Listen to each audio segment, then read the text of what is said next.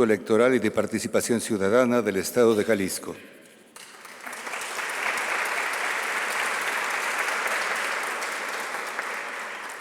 La magistrada Teresa Mejía Contreras, presidenta del Tribunal Electoral del Estado de Jalisco.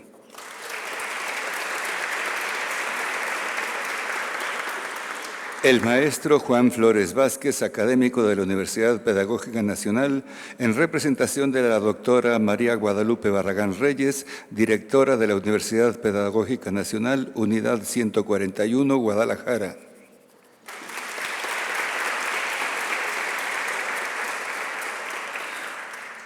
Y por supuesto nuestra conferencista magistral de esta tarde, la doctora Flavia Feindenberg, investigadora titular del Instituto de Investigaciones Jurídicas de la Universidad Nacional Autónoma de México.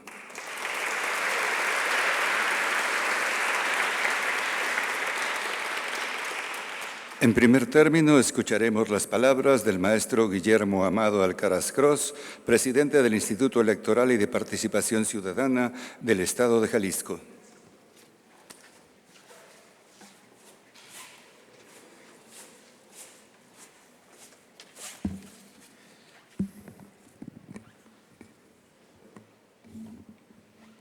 Hola a todos. Por supuesto, saludo con afecto a quienes hoy me acompañan en el Presidium, a la magistrada Teresa Mejía Contreras, muchísimas gracias por acompañarnos, al maestro Juan Flores Vázquez, en representación de la maestra María Guadalupe Barragán Reyes, muchísimas gracias por estar con nosotros.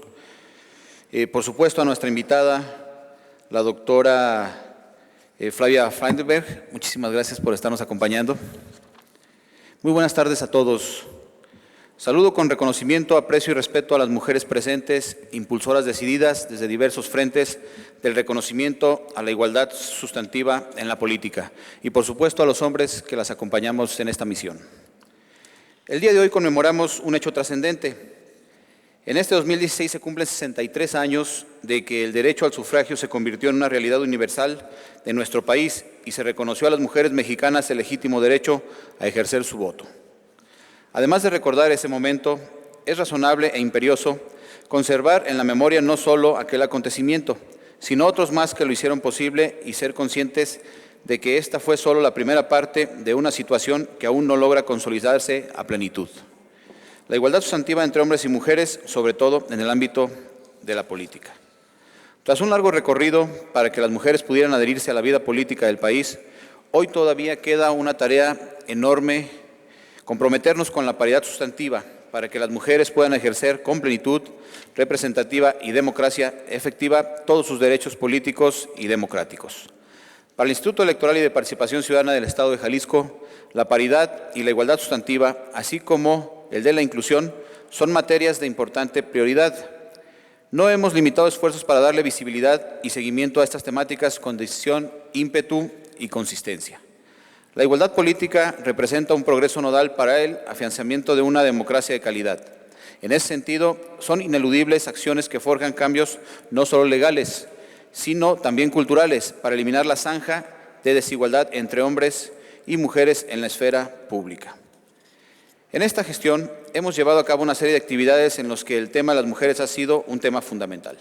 Hace apenas unas semanas nos adherimos a la campaña He4She que impulsa ONU Mujeres para lograr la igualdad de género y los derechos de las mujeres y las niñas. En el mes de mayo instalamos el Observatorio de la Participación Política de las Mujeres en coordinación con el Instituto Jalisciense de las Mujeres y el Tribunal Electoral del Estado de Jalisco. Estas son solo dos de las diversas actividades que hemos desarrollado y que menciono solo como un ejemplo. Hoy en día nuestra sociedad, cada día más plural e incluyente, demanda la participación de las mujeres en la esfera pública. Nuestros tiempos demandan liderazgos íntegros y saludables en las instituciones públicas y privadas. Se requiere que las mujeres tengan los mismos derechos, las mismas oportunidades y una participación plena. Pero también hay que decirlo, los derechos van ligados con responsabilidades. Se requieren mujeres con liderazgo, mujeres que cuando se integren a los espacios públicos sean agentes de cambio positivo, que cuando participen activamente, participen también conscientemente. Mujeres que cuando lleguen a los espacios de responsabilidad sean factor de unión, que sean generadoras de avance, esto conscientes de que la participación política de las mujeres no se va a arraigar solo desde las leyes, sino que requiere también un cambio de mentalidad. Por ello, impulsamos acciones que incidan en la igualdad y en la inclusión. No obstante todos estos esfuerzos, todavía estamos en el camino para lograr una igualdad sustantiva. Prueba de ello son algunos resultados del proceso electoral local que tuvimos en Jalisco en el periodo 2014 y 2015, que comparto con ustedes. Por ejemplo, de 621 candidaturas a presidentes municipales, solo 65 fueron para mujeres, es decir, apenas el 9% del total de candidaturas. Producto de ello es que hoy, de los 125 municipios que componen el estado de Jalisco, únicamente 5 están encabezados por mujeres. Es por esta razón que impulsamos para el proceso electoral de 2018 la paridad horizontal en el ámbito municipal, para que más mujeres puedan ser candidatas. En donde se dio un avance significativo fue en el poder legislativo local. En la elección de 2012 solo llegaron al Congreso local 9 mujeres. En cambio, en 2015 la cifra aumentó a 16. Y actualmente en el Congreso del Estado de Jalisco las mujeres ocupan 16 de 39 espacios, lo que representa el 46% del total de asientos legislativos. En esos temas no se puede hablar de tareas acabadas. Es necesario el trabajo tenaz y permanente para construir mejores entornos en materia de participación política de las mujeres. Por ello, celebro que el día de hoy una mente lúcida y clara como la de la doctora Flavia Freindenberg nos exponga su disertación sobre las dificultades que entrañan el hacer de la carrera política para las mujeres. Muchísimas gracias.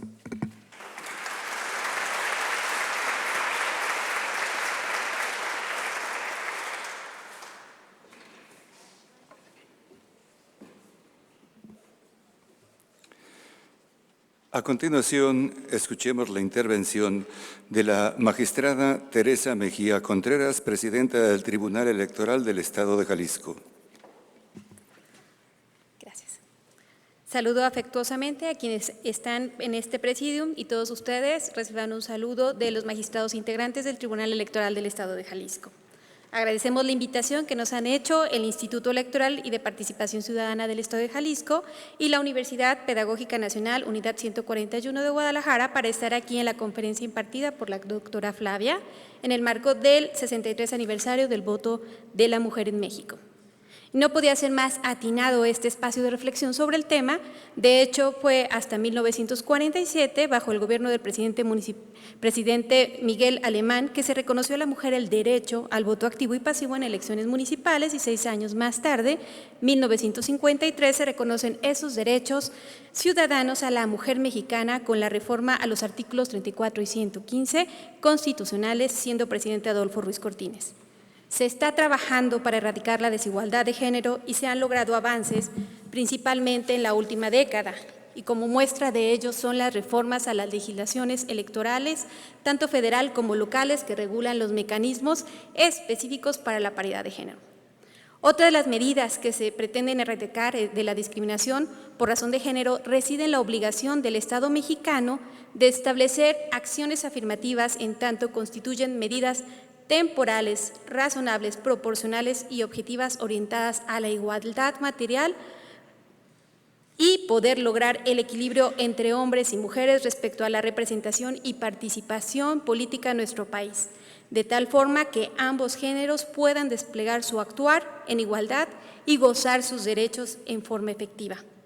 Entonces, es un compromiso institucional y ciudadano el logro de la participación activa de las mujeres en la vida política nacional. Bienvenida, doctora Flavia. Gracias.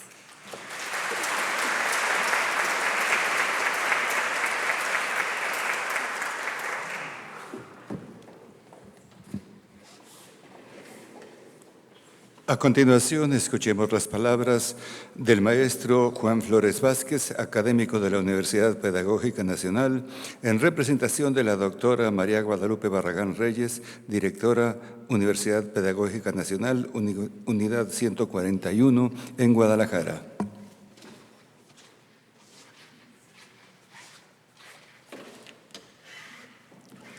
Muy buenas tardes a todas y a todos ustedes.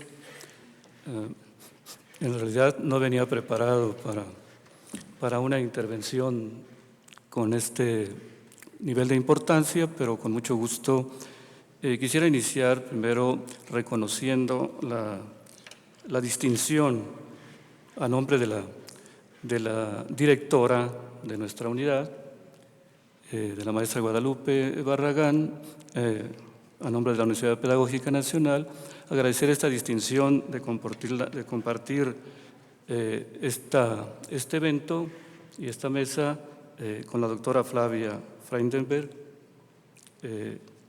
con la magistrada Magda Teresa Mejía y con el maestro Guillermo Amado, consejero presidente del Instituto Estatal Electoral. Y agradecer, desde luego,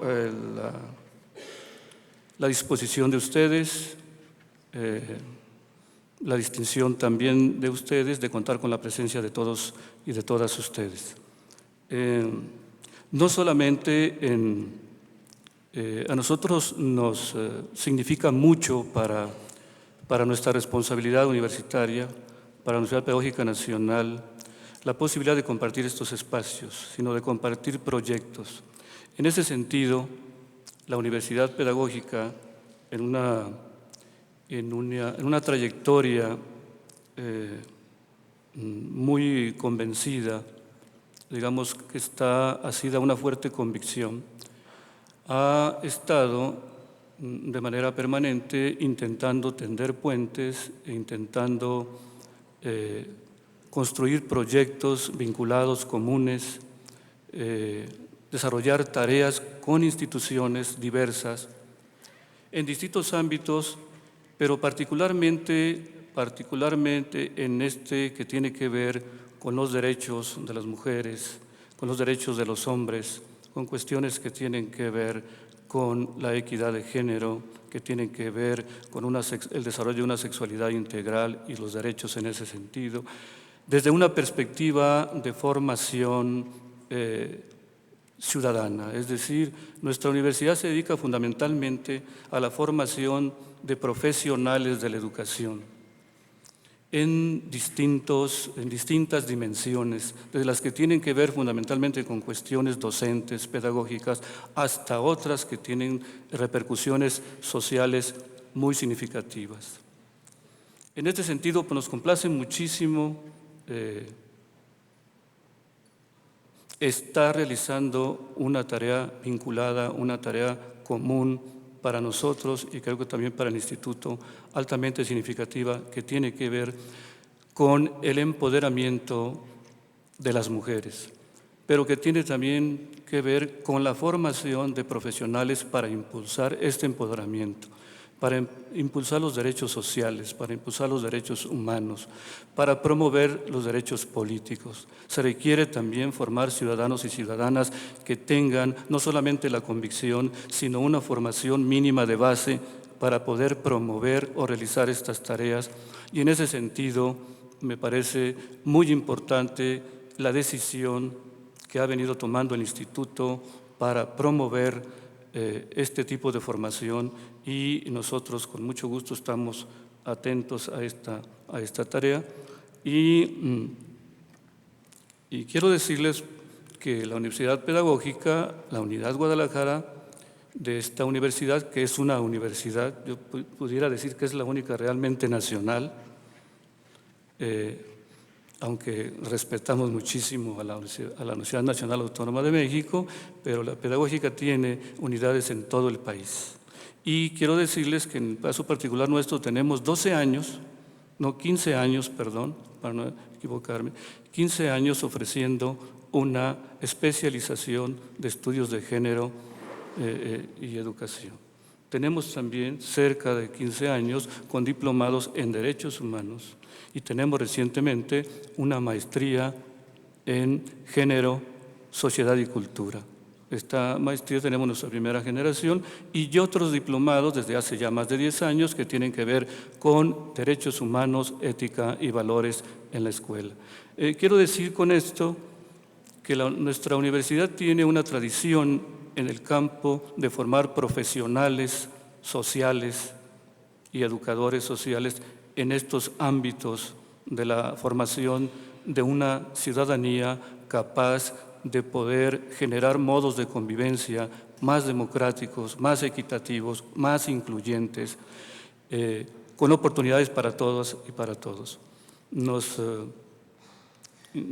queda muy claro, pues, que el asunto de la participación de las mujeres en política, pues evidentemente, como todas las cuestiones concretas, sintetiza múltiples determinaciones de carácter social, de carácter histórico, político, cultural, económico, y que aunque ha habido esfuerzos significativos porque las mujeres vayan teniendo condiciones de equidad para participar sin ninguna restricción y con toda libertad en los procesos de determinación política, el peso de la cultura y el peso de la tradición es mucho mayor si estas normas jurídicas no rebasan o no somos lo suficientemente aplicados y pertinentes en nuestras acciones para que rebasen el marco de los documentos donde están inscritas.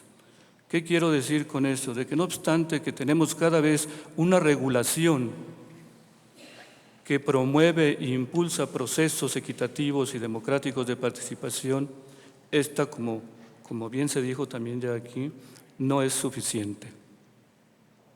No es suficiente, se requiere construir posibilidades de actuación desde una perspectiva de una nueva ciudadanía que esté convencida, que haga de suyo esos principios, que no los vea como algo ajeno o inalcanzable, que no los vea como algo que se dice solamente por una moda política o por aspiraciones de carácter política personales o de grupo, sino que los asuma con una convicción profunda y los viva cotidianamente desde todos los ámbitos de la vida social, en el trabajo, en la familia, en los partidos, en las organizaciones.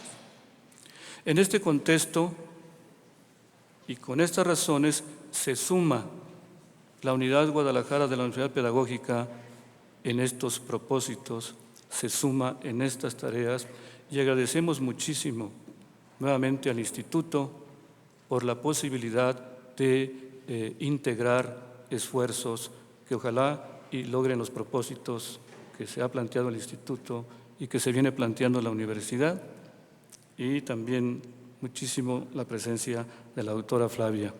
Y gracias a todas y a todos.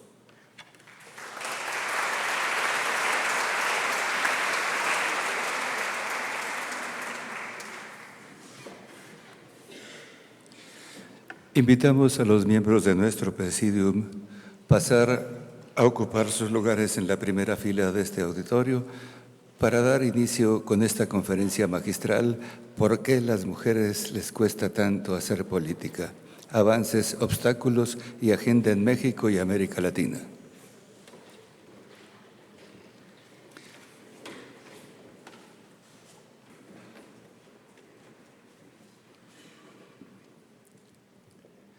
Para la presentación de nuestra conferencista magistral de esta tarde y la conducción de la conferencia, queda en uso de la palabra la maestra Griselda Beatriz Rangel Juárez, consejera presidenta de la Comisión de Igualdad de Género y No Discriminación del IEPC Jalisco. Muy buenas tardes a todas y todos.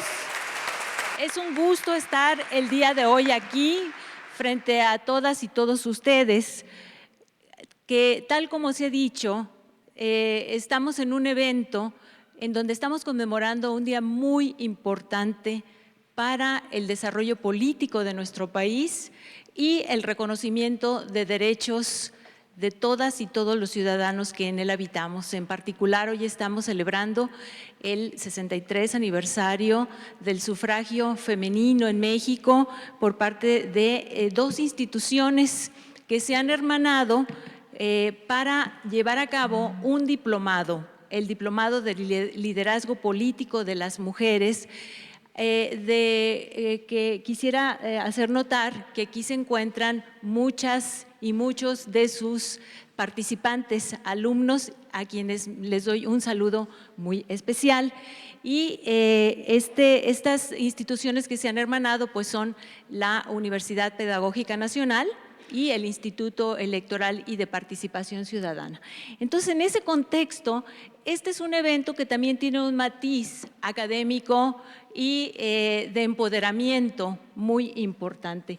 Y en ese sentido, me resulta muy honroso estar aquí en esta mesa presentando a una académica de trayectoria de larga data. Voy a dar sus datos en este momento, voy a leer su ficha, quien no solamente es rigurosa en los proyectos académicos que emprende, y de ello, insisto, daremos cuenta enseguida, sino también es una mujer muy, muy comprometida.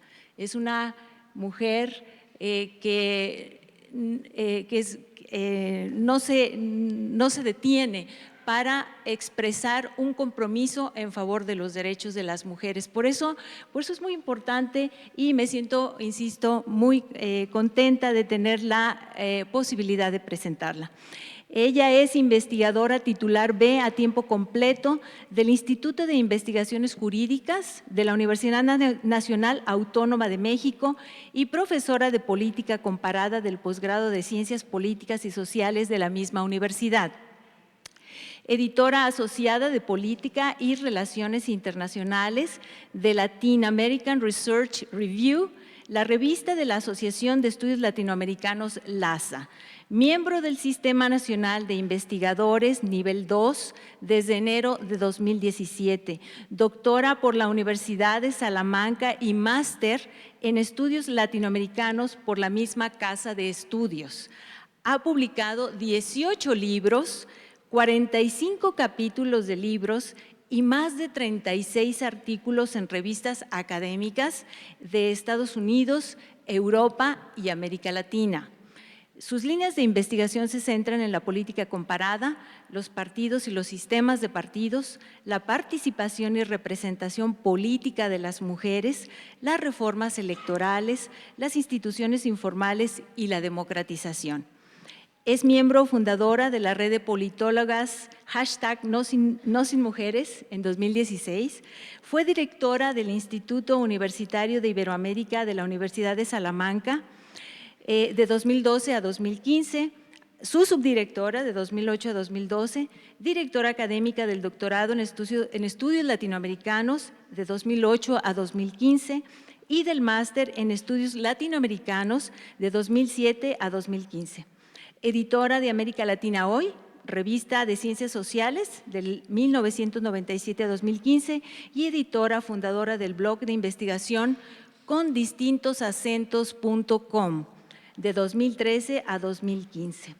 Ha sido miembro del Consejo Ejecutivo de la Asociación Latinoamericana de Ciencia Política, ALACIP, de 2008 a 2013 y tesorera de la Asociación Española de Ciencia Política 2009-2013.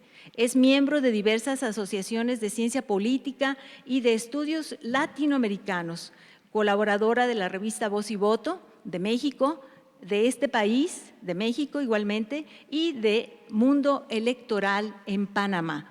Sin más palabras, dejo con ustedes a la doctora Flavia Freidenberg.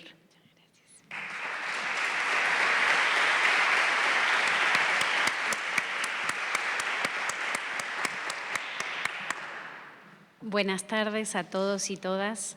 Muchísimas gracias por estar aquí acompañándonos hoy. Decía hoy yo en la comida que ya siento Guadalajara como mi casa. Llevo casi 1 año y medio viviendo en México. Nunca había venido a Guadalajara y creo que es la ciudad donde más veces he venido y estoy encantada con todos ustedes. Miren, yo quiero agradecer este esfuerzo de poder participar y felicitar a todos los estudiantes del diplomado que están muchos supuestamente por aquí. En este esfuerzo que están realizando además de hacer todas las actividades que uno tiene que hacer, de seguir formándose, y eso siempre es un placer y un gusto. Y quiero agradecer enfáticamente, además a las instituciones que organizaron el diplomado y la venida mía aquí, a la consejera Rangel, que pobre lleva un tiempo largo intentando que yo viniera aquí, y agradecer su esfuerzo y su cariño y sus palabras. Miren, voy a comenzar contándoles esto. A ver si esto funciona. Eso sí. Durante muchísimos años, la política local y la política nacional de América Latina, no importa del país que ustedes vieran, e incluso la política europea, se retrataba en una foto como esta. Esta foto es el actual gabinete ministerial de un país latinoamericano, pero podría ser cualquier gabinete de cualquier país latinoamericano. Esto en concreto es el gabinete actual del gobierno de Brasil. No sé ustedes, pero yo echo en falta algunas cosas. Echo en falta un poco de música, un poco de color, un poco de variedad. Por supuesto, no estoy poniendo en duda la capacidad de ninguno de esos hombres blancos. Pero esa foto es una imagen bastante evidente de un problema. Esa foto no representa la diversidad de la sociedad brasileña. Por eso, yo quisiera presentarles los avances de una investigación que estoy desarrollando en los últimos años, en donde quiero abordar por qué la política latinoamericana enfrenta este grado de desigualdad. Durante muchísimos años, a muchos de nosotros y a muchas de nosotros, esto no nos preocupó. Esto no era un problema, porque durante muchísimos años a nadie le preocupó ni el género, ni el sexo, ni la raza, ni el lugar donde vivían aquellos que gobernaban. Ese no era un tema, esa no era un issue. Hoy, por suerte, ya somos varios los que creemos que eso sí es un problema. Y para mí, como cientista social, es un problema de investigación, además de un problema cívico como ciudadana latinoamericana. Mi intervención va a estar articulada en 3 ejes. El primero, quisiera compartir con ustedes la idea de si es cierto esta cuestión que señalan de que no hay mujeres. Uno suele escuchar una y otra vez las razones por las cuales existe esa imagen de puros hombres. En paneles de televisión, en paneles de conferencias, en paneles de congresos académicos, científicos y sobre todo en los cargos de representación popular. Entonces quiero compartir con ustedes los datos para que vean en qué medida es cierto de que no hay mujeres, o como dicen en mi querido Panamá o en mi querida Guatemala, es que no están capacitadas como para ejercer estos cargos. Es que la política es demasiado importante como para dejarla en manos de cualquiera. La segunda parte de mi intervención tiene que ver con cuáles son los obstáculos, los techos, las barreras que enfrentan las mujeres que quieren hacer política, si es cierto de que las mujeres quieren hacer política. Entonces llevo un año sistematizando una y otra vez obstáculos, barreras. Lo voy haciendo en cada una de las oportunidades que tengo de entrevistarme con políticas que participan a nivel local o a nivel nacional de México y de varios países de la región. Quiero que me cuenten qué es lo que identifican como obstáculos. No quiero construir desde un box de investigación de la hermosísima Universidad Nacional Autónoma de México lo que yo creo que son los obstáculos. Lo que quiero es identificar a partir de un proceso inductivo, es decir, de la experiencia propia de esas políticas. Y el tercer punto de mi intervención es qué hemos aprendido, qué hemos hecho, qué sabemos hoy. Porque la realidad hoy de América Latina es muy distinta a la de hace 40 años, cuando empezaron los procesos de transición a la democracia, por ejemplo, que fueron procesos de transición en muchos casos realizados, la mayoría de los países de la región, por mujeres anónimas, pero que cuando ustedes ven la agenda de discusión de la democratización, el tema de género, de igualdad sustantiva o, si quieren, de democracia paritaria, estaba absolutamente ausente. Vamos al primer punto, vamos a los datos comparados. ¿Qué nos dicen los datos? ¿Es cierto de que no hay mujeres? ¿Es cierto de que no hay mujeres capacitadas? Miren, el porcentaje mundial de mujeres legisladoras a nivel nacional está en 22.5. Hoy, América Latina tiene, en perspectiva comparada, mucha más representación que la representación mundial. No solo tenemos 3 jefas de Estado en este momento y presidentas de la República, hemos llegado a tener 7 mujeres presidentas y hemos tenido 6 que estaban gobernando al mismo tiempo, que si comparamos este dato a nivel mundial, hemos sido la única región que hemos tenido más mujeres ejerciendo la presidencia, la primera figura del Estado, al mismo momento, más países de una misma subregión, al mismo momento, hemos sido la región que más lo hemos hecho en comparación a Europa, en comparación a África, a Asia o a otros países como Estados Unidos, que se dice la democracia del mundo, que nunca han tenido una mujer presidenta. América Latina, si la comparan con el, como diríamos en España, con el mundo mundial,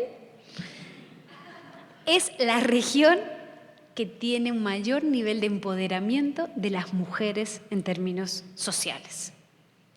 Y si comparamos los cargos de representación a nivel de jefatura del Estado, es la región que más mujeres han tenido en la primera jefatura del Estado. Para mucha gente esto no es importante, salvo para aquella niña brasileña que dijo, yo cuando sea grande quiero ser como Dilma. Todavía no la habían destituido. Pero en ese momento era la presidenta de Brasil y nunca habían tenido una mujer presidenta en Brasil. Tiene un profundo efecto simbólico. Países como México, países como Guatemala, países como Paraguay, Bolivia, Ecuador, nunca han tenido una mujer presidenta. República Dominicana. Esto tiene un profundo nivel simbólico. Cuando vamos a nivel legislativo, la cosa cambia. La realidad de los legislativos nacionales, federales, latinoamericanos, le rompe la media a cualquier legislativo europeo. El primer país del mundo en igualdad en representación descriptiva a nivel legislativo, ustedes saben, es Ruanda, por una situación específica del tema de la guerra y el tema del empoderamiento de las mujeres.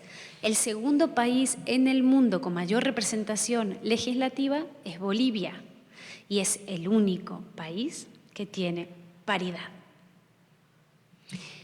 La media de representación en los legislativos nacionales, federales de América Latina y el Caribe es de 28.8%. En los 90 era 9%. Algo ha pasado. Se ha transformado la cara, no hacia el contenido, pero sí la cara de los congresos latinoamericanos. Pero cuando vamos a nivel local, cuando vamos a nivel de presidencias municipales, cuando vamos a nivel de congresos estatales, cuando vamos a nivel de concejalías, todavía la situación es dramática. De 18.000 cargos que se pueden elegir a nivel subnacional en los 17 países de la región, solo 2.000 están ocupados por mujeres según datos de la CEPAL. De 106 cargos de gobernadores en México, Argentina, Venezuela y Brasil, solo 9 gobernadores. Empiecen a contar cuántas gobernadoras hay en México en la actualidad. ¿Sí?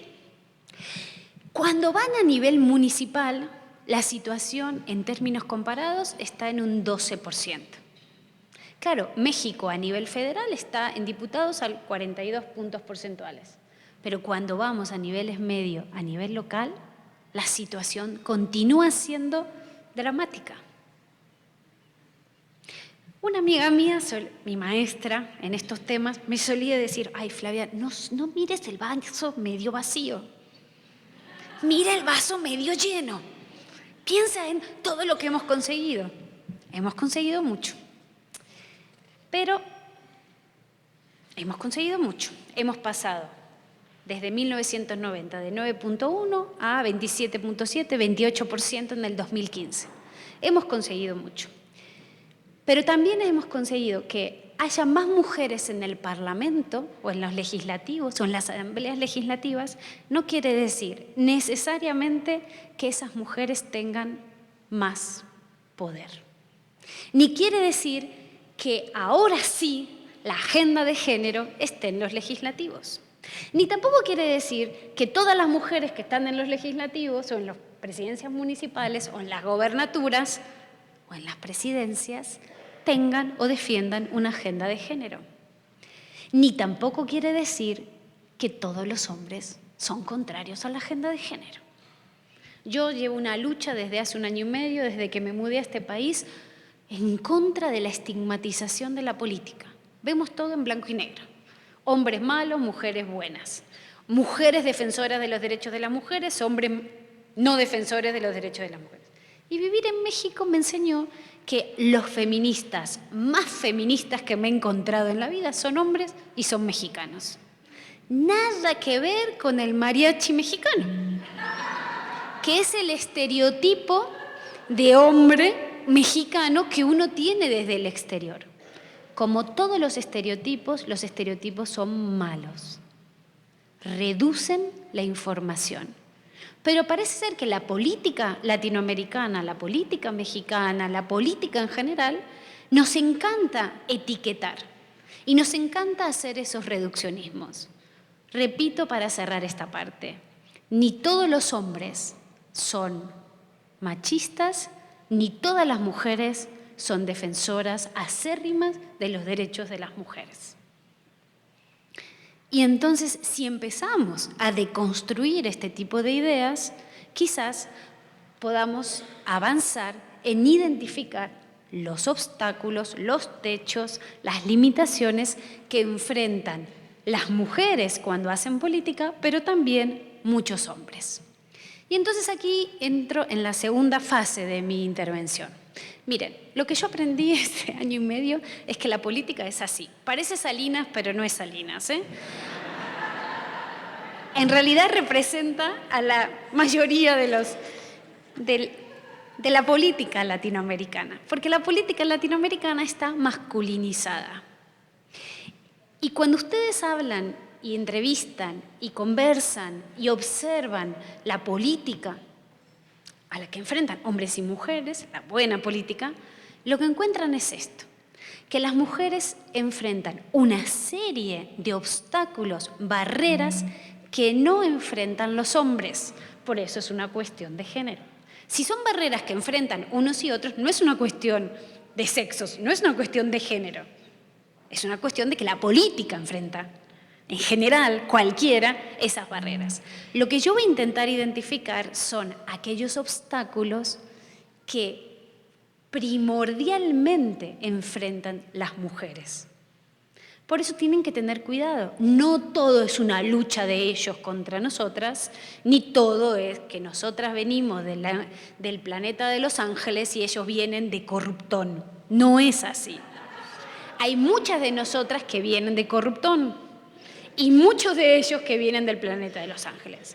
Por tanto, primer mensaje, primer tuit, si ustedes van a tuitear esta conferencia, es que hay que dejar de vivir en categorías bipolares, de unos contra nosotros.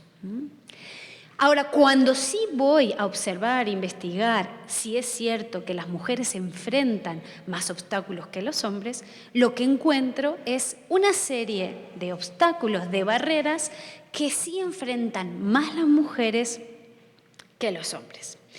Y yo podría estar 1 año hablando de esto, podría dar todas las clases del diplomado si quisieran. Voy a intentar ser concisa sobre estos puntos, pero si quieren, si en algún punto no soy lo profunda que ustedes necesitan, me lo ponen en las preguntas, que espero que tengan muchas y espero provocarles mucho, y profundizo en la ronda de preguntas.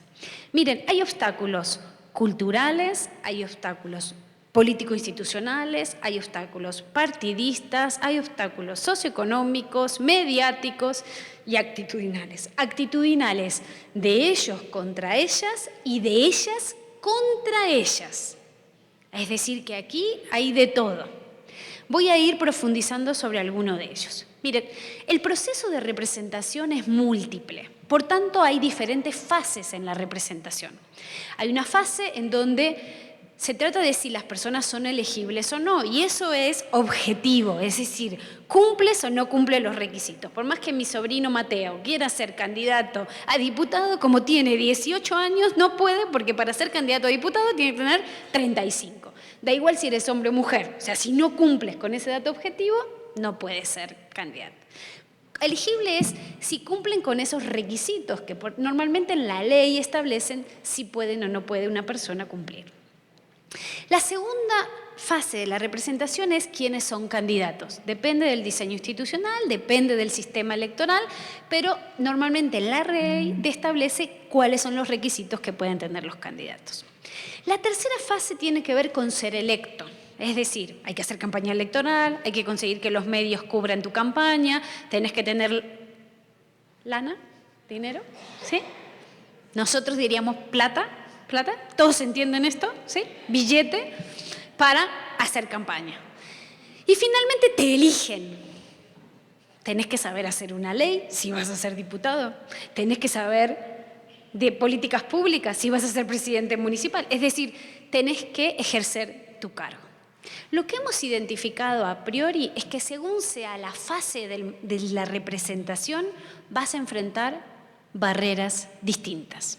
Por ejemplo, en la fase de ser electa, lo primero que tiene que hacer una mujer mexicana o latinoamericana que va a querer competir es elegirse a sí misma. ¿Ustedes vieron alguna vez La Mujer Maravilla? ¿Sí? ¿O soy demasiado mayor y esa ya no se ve? ¿Sí? ¿Todos se acuerdan que ella daba un girito? Ok. Una mujer latinoamericana que quiere hacer política tiene que decidir dar el girito y convertirse en una mujer maravilla. Porque socialmente el sistema social está estructurado sobre la base del cuidado.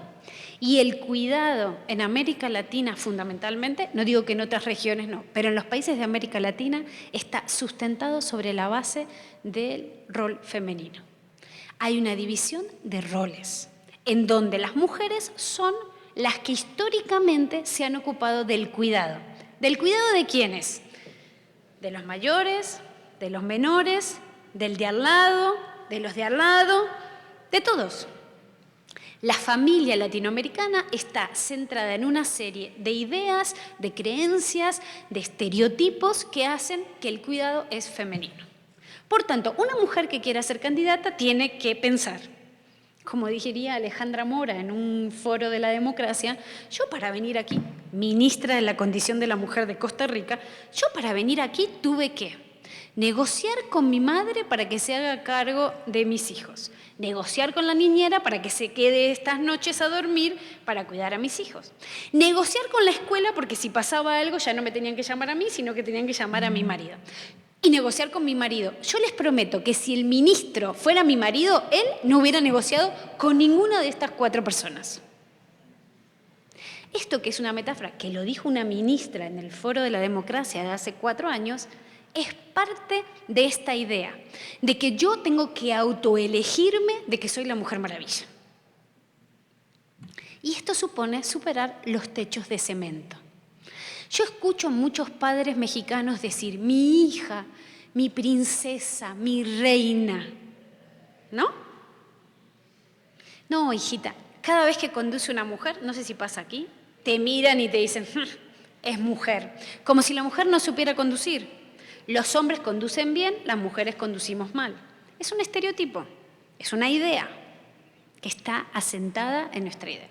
Es, tú, hijita, cuando seas grande, ¿qué quieres ser?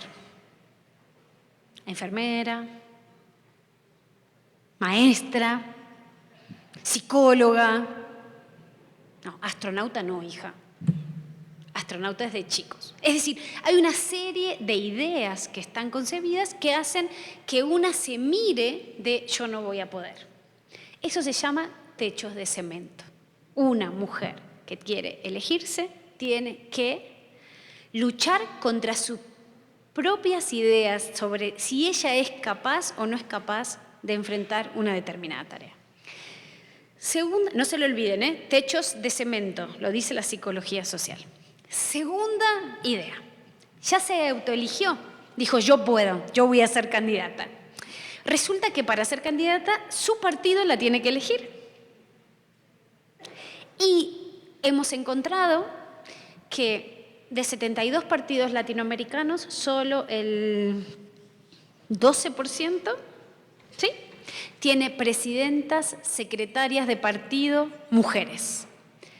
Pero el 50% de la militancia de los 70 partidos latinoamericanos, de los casi 70, de los 60 partidos latinoamericanos, son mujeres. Es decir, que las mujeres, perdónenme la grosería que voy a decir, sirven para ir a ganar votos, están en la base. Las redes clientelares mexicanas son redes femeninas, lo hemos demostrado en un montón de estudios que hemos hecho, si quieren luego profundizamos sobre esto, pero cuando empiezan a ascender dentro de la organización partidista, comienzan a encontrar límites.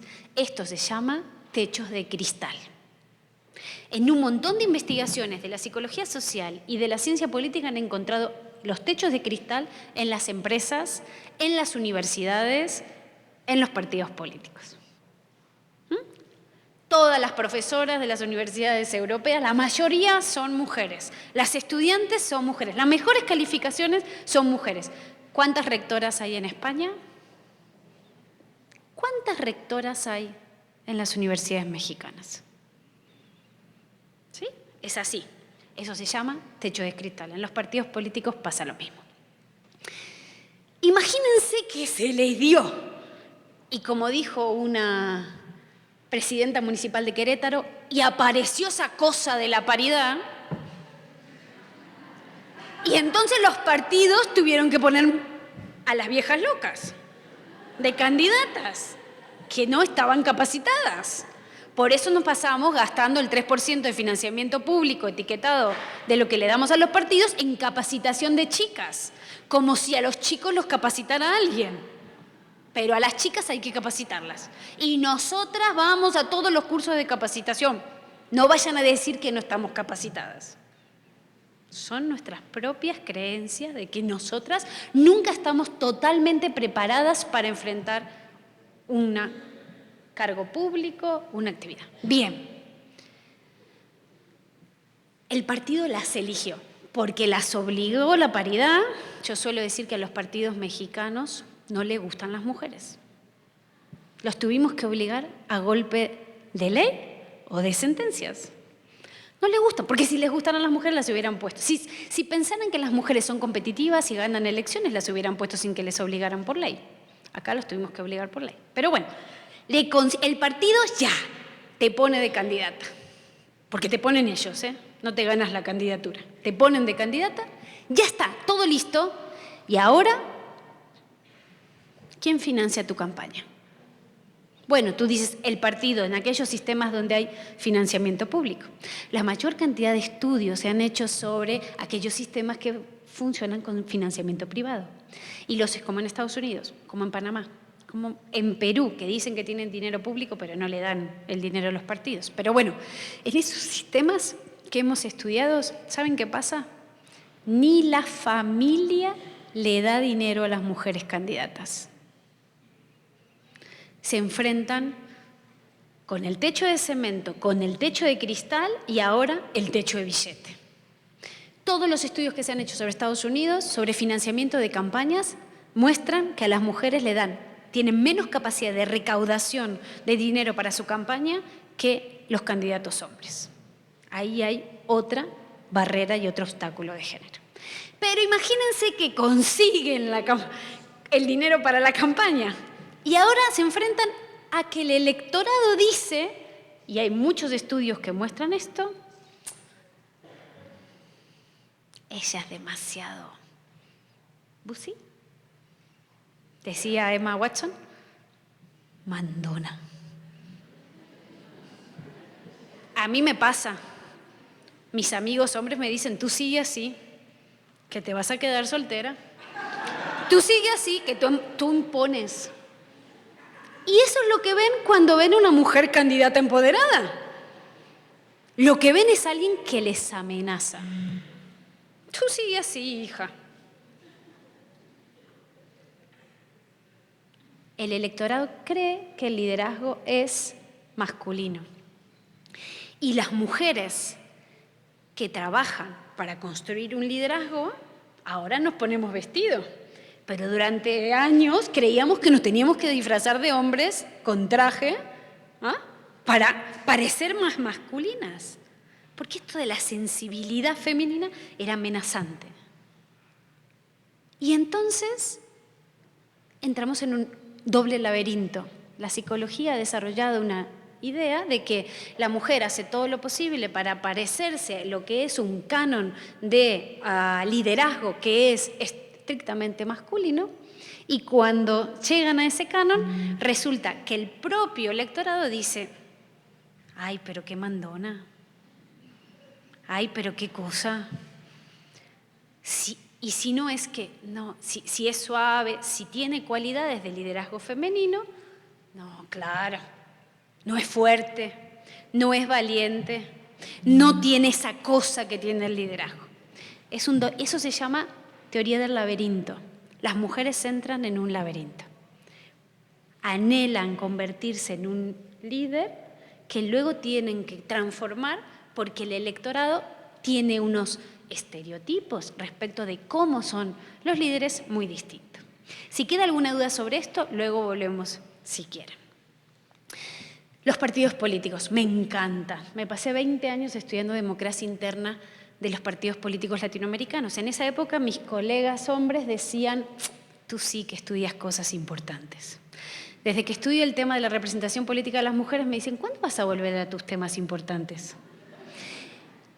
Ahora dije: ok, lo que voy a hacer es estudiar selección de candidatos con género. Se los voy a cruzar. Así hago, importante para los dos grupos. La cuestión es que los partidos siguen siendo cajas negras. Seguimos sin saber muy bien cómo toman sus decisiones. Son los verdaderos gatekeepers y no sabemos cuáles son los criterios que utilizan para seleccionar a sus candidatos. Sabemos lo que dice el estatuto, sabemos lo que dice la ley, ustedes tienen que hacer procesos democráticos, pero no sabemos cómo toman esas decisiones. Ahí hay todo si ustedes están buscando tema de tesis, ahí tienen un tema de tesis. Hay que investigar más sobre cómo cada partido político, según su cultura política interna, según su historia, según sus tradiciones, toman esas decisiones. Pero lo cierto es que hoy son una de las grandes obstáculos o el gran obstáculo de representación contra la representación política de las mujeres. Tercera barrera.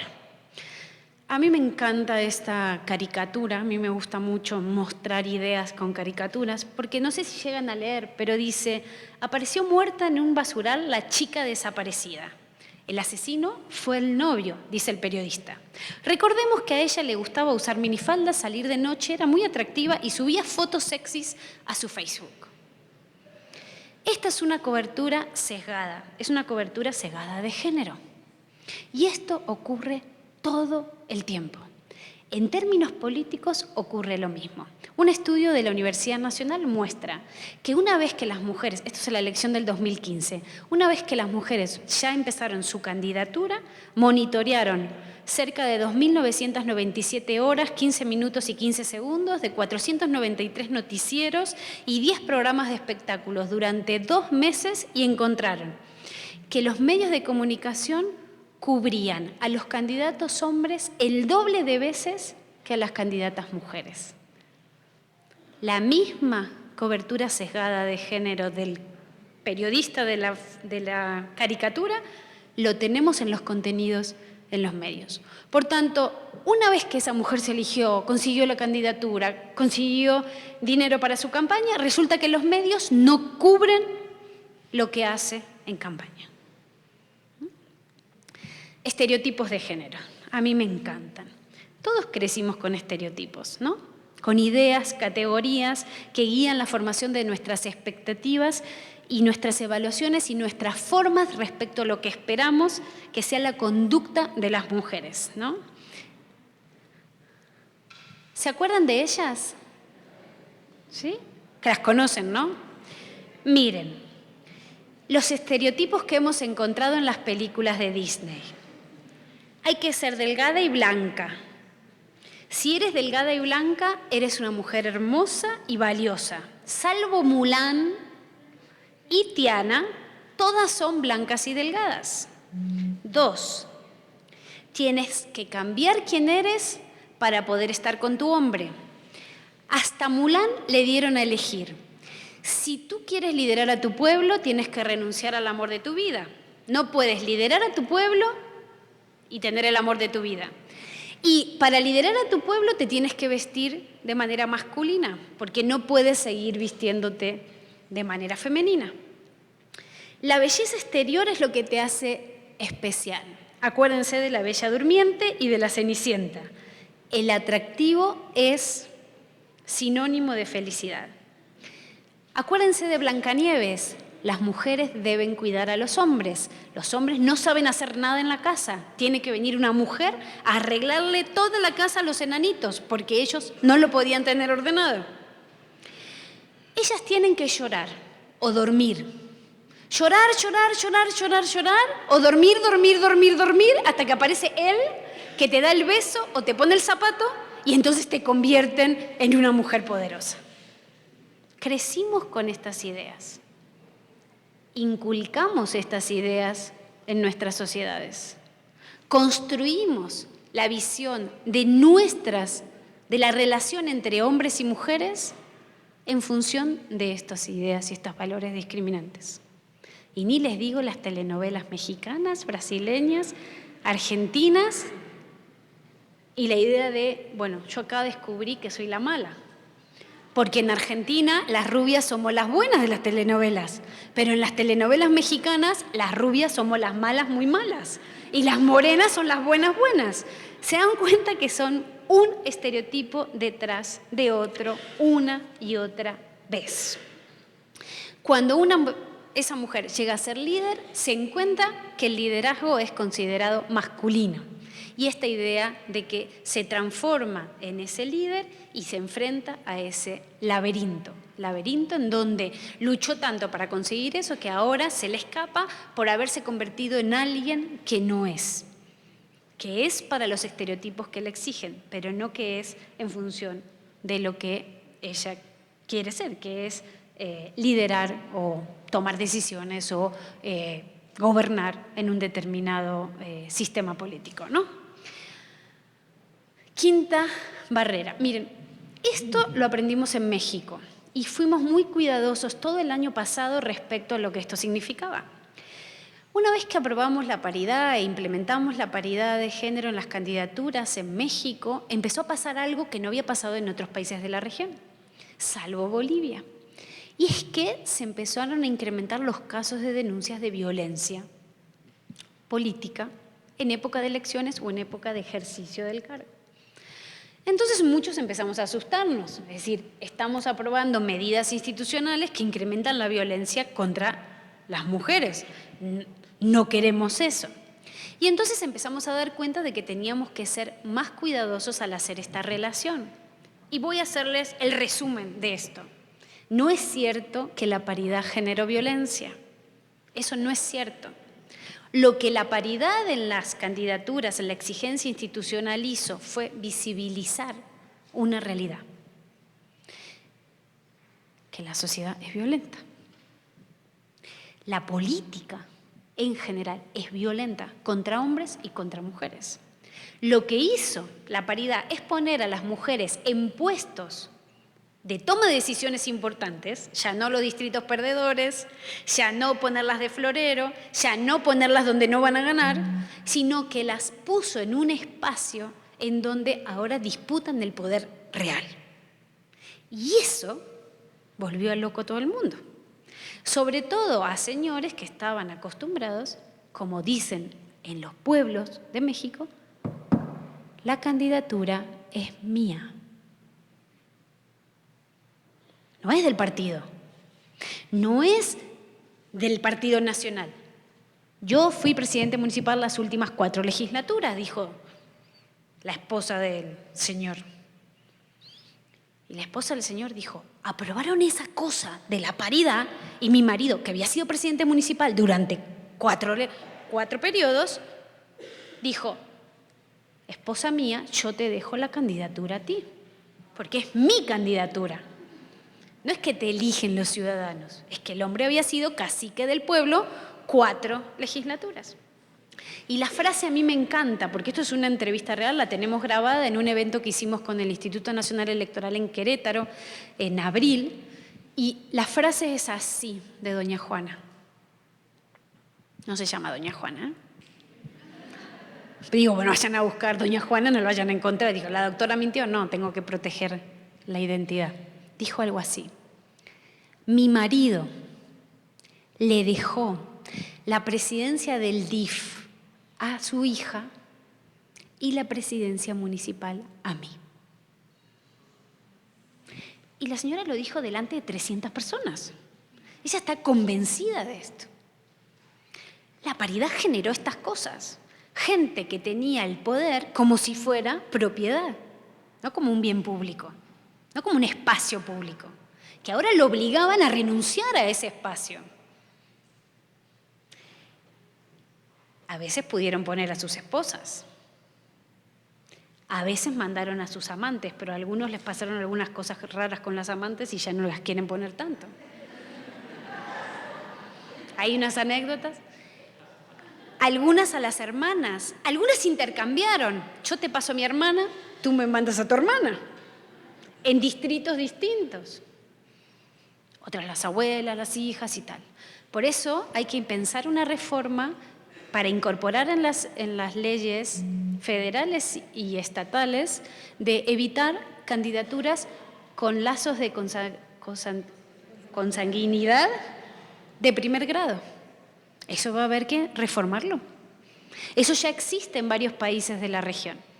Si tú fuiste en tal periodo, el siguiente, Guatemala, ¿no? No puede ser tu esposa, tu esposo, tu hijo, tu hermano. No puede ser. No puede ser candidato. Y eso se tiene que poner en la reforma institucional. ¿Qué hemos encontrado?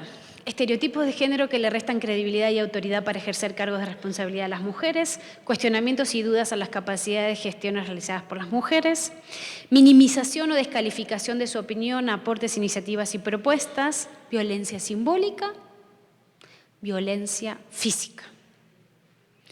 Presidentas municipales que fueron obligadas como candidatas a firmar renuncias anticipadas sin fecha, que al momento de haber ganado la elección le ponen la renuncia como si las hubieran firmado ellas. Secuestros de familiares o de ellas, secuestros del presidente del Congreso del Estado para obligar a una presidenta municipal, como es el caso de Rosa Pérez en Chiapas, a entregar su candidatura. Situaciones de violencia social, no necesariamente violencia de género, como es el caso de la presidenta municipal de Chanaló, en donde la comunidad no quiere, bajo ninguna circunstancia, que esa señora que fue electa en las últimas elecciones ejerza su cargo. Quitarle la paga, el estipendio, el sueldo como presidenta municipal, como una manera de presión, son situaciones de violencia que no habíamos visto. Posiblemente estaban, pero no había una convicción de que esto era algo que estaba mal. Esto era la política normal. Y lo que ha cambiado, por lo menos en México, a mi juicio, en los 2 últimos años, es la noción de lo que es la política normal. ¿Qué hemos hecho? Bueno, para llegar a esto, para generar este cambio, hemos hecho algunas cosas. Y todavía quedan muchas cosas por hacer. Miren, lo primero que se ha hecho, y se los puedo decir ahora después de 30 años, quizás hace 30 años no lo teníamos tan claro, es que se armaron coaliciones amigables a la perspectiva de género. Esta es una idea de una colega mía, se llama Mariana Caminotti, que ella lo ha documentado en varios países de la región. Son movimientos de mujeres que vienen luchando desde hace muchísimos años, por eso siempre le decimos a las mujeres que no creen en esto, tú estás aquí porque hubo un montón de otras mujeres que trabajaron, lucharon desde su arena para poder conseguir que hoy tú estés aquí. Entonces, no es todo tan obvio de que ahora te lo ganaste, ¿no? En muchas políticas panameñas y guatemaltecas me dicen, ay, doctora, pero es que yo me gané mi candidatura. Sí, hija, para que tú puedas votar, ¡puf!, todas las que tuvieron que luchar, ¿no? No te olvides de eso. Entonces hay movimientos sociales, movimiento de mujeres. Mi hipótesis es que cuanto más articulado, más fuerte, más unido, más que trabaje en red, mayor avance en la protección de derechos políticos de las mujeres. En aquellas sociedades donde no ha habido estos movimientos de mujeres, uno ve todavía que no son las sociedades que están más avanzadas en esta idea. Entonces, movimiento de mujeres que van como visibilizando, actuando, moviendo, posicionando, moviendo la agenda con un compromiso internacional cada vez más activo. Yo creo que el hecho de convertir y visibilizar los derechos políticos de las mujeres como derechos humanos en México a partir del control de convencionalidad y de hacer aplicar las convenciones que México había firmado en las últimas décadas fue un paso importantísimo. Esto que parece tan claro, no saben lo que me cuesta explicarlo en Guatemala, no saben lo que me cuesta explicarlo en Panamá, donde me dicen, no, doctora, las mujeres no están capacitadas. Pero no es que lo dicen solo los diputados que no quieren aprobar la ley, o los mismos diputados que dijeron el 8 de marzo del año 2016, o quitan esa cosa de la paridad de la reforma electoral o no pasa ninguna reforma. Y fueron y quitaron esa cosa de la paridad y pasó la reforma. El presidente la vetó y se las devolvió. Pero si no hubieras tenido un presidente que te la veta, pasa como si nada. Entonces no es solo eso, son las propias mujeres panameñas que creen que no necesitan nada para llegar, que ellas solas llegan. Porque las que llegaron solas, en su inconsciente, en su subconsciente. Necesitas una alianza de ese movimiento social, conocedor de lo que la normativa internacional, la cooperación internacional está haciendo. Hoy estábamos discutiendo sobre la noción de democracia paritaria. Fue una jugada estratégica de Naciones Unidas, de la misma manera que He4She. Muchas feministas muy avanzadas están en contra de He4She como tal, porque ¿qué ahora los hombres tienen que venir a mirarnos para que esto funcione? No, lo que nosotros estamos diciendo y Naciones Unidas está diciendo es visibilizar un tema que no es solo una agenda de mujeres, es una agenda de hombres y mujeres, y eso es He4She. Quizás He4She como tal no es la frase más adecuada, sería ellos con nosotras, o ellas con ellos, ¿no? O todos juntos, ¿no? Si quieren. Pero el tema es que fue visibilizar algo que parecía como que era una cosa solo de chicas. Entonces es un movimiento de mujeres articulados, muchas mujeres en los partidos. No sé si en Jalisco ya tienen la bancada femenina, si no, impulsan la bancada femenina. Eso no significa que tiene que estar en el reglamento del Congreso. Eso significa que las mujeres, independientemente de cualquier partido político, luchan por una agenda común, independientemente de qué partido estén. Eso significa romper la disciplina partidista.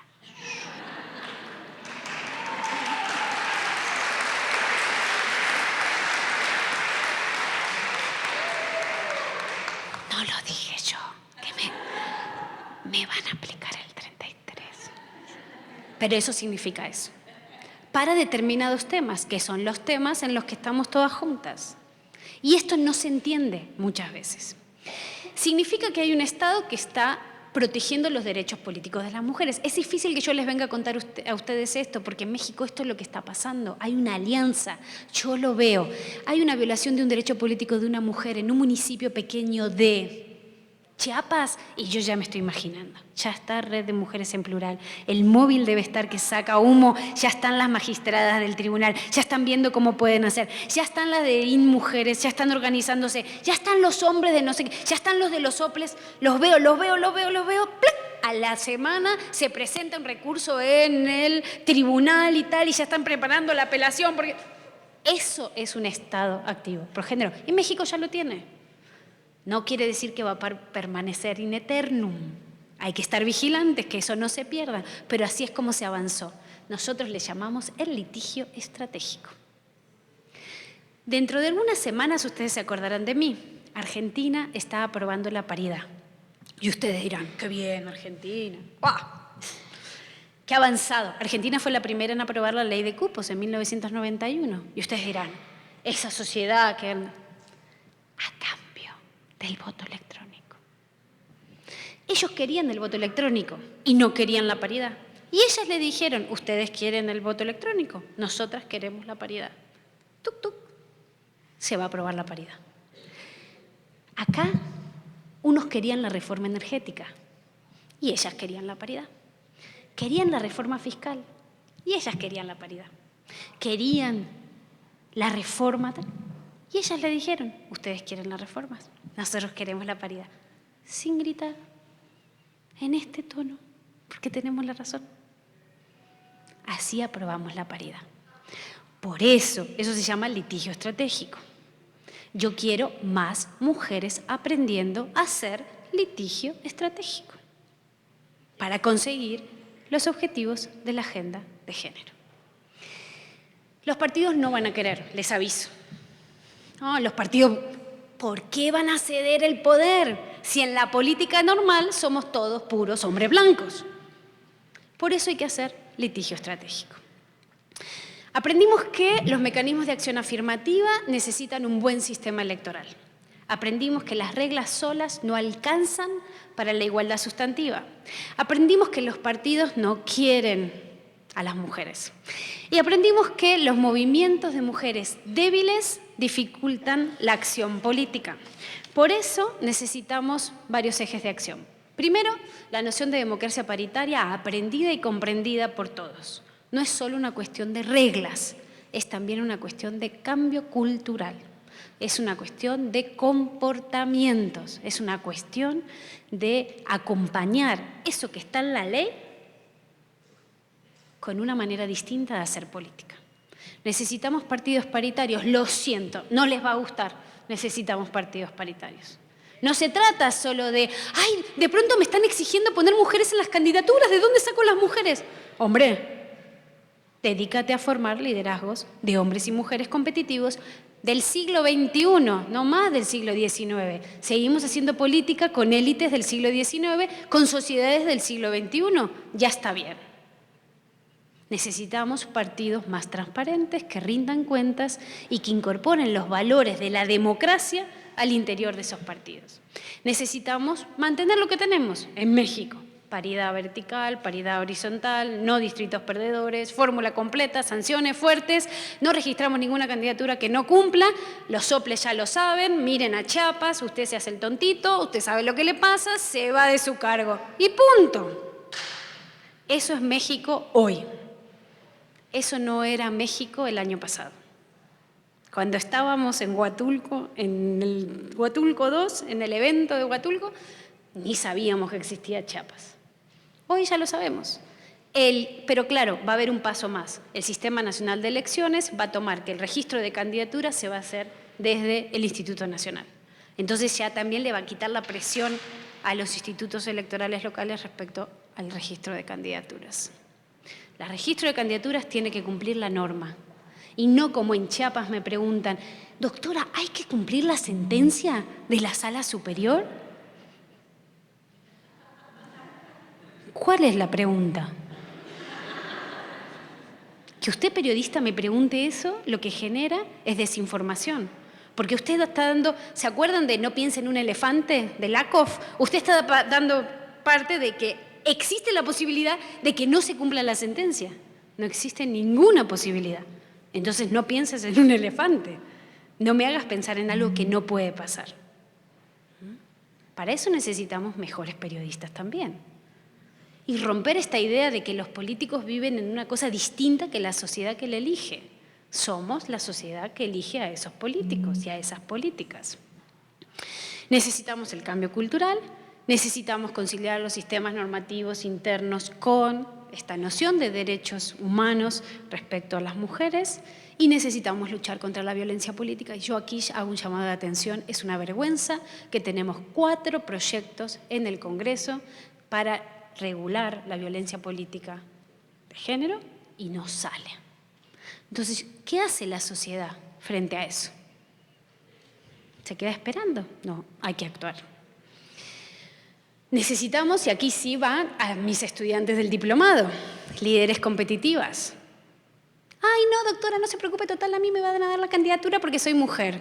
Y ahí es donde yo me enfermo. No, yo no quiero que a nadie le den una candidatura por ser mujer. Lo que quiero es que le den la candidatura sin importar el sexo que tengan. Necesitamos un movimiento de mujeres cohesionados. Necesitamos cobertura con lentes de género.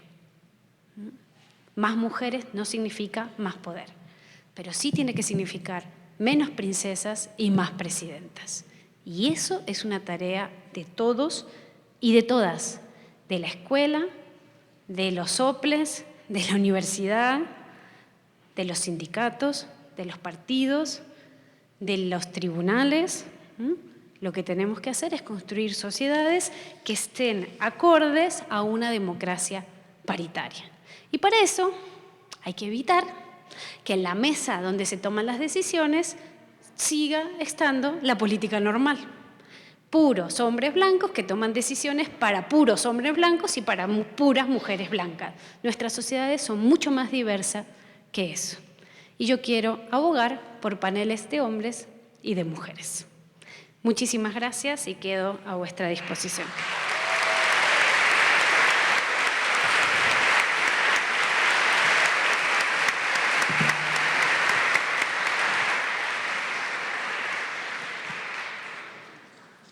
Felicito a nuestra ponente, la doctora Flavia Freidenberg, por haber cumplido con absoluta certeza la promesa que recibimos cuando ella se comprometió a estar con nosotros, que esta sería una conferencia en donde se moverían las conciencias y podríamos arribar a una mejor comprensión del fenómeno, de esta dificultad que plantea como pregunta el título de la conferencia: ¿por qué a las mujeres les cuesta tanto hacer política?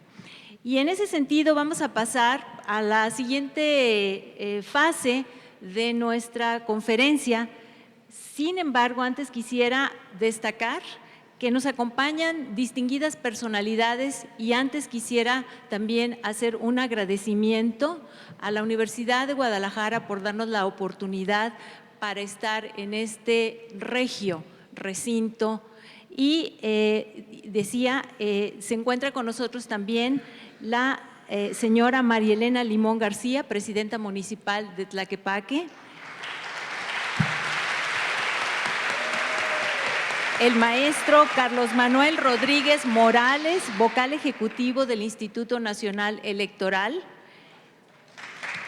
El licenciado maestro Ricardo Zuro Gutiérrez, fiscal especial en delitos electorales de la entidad.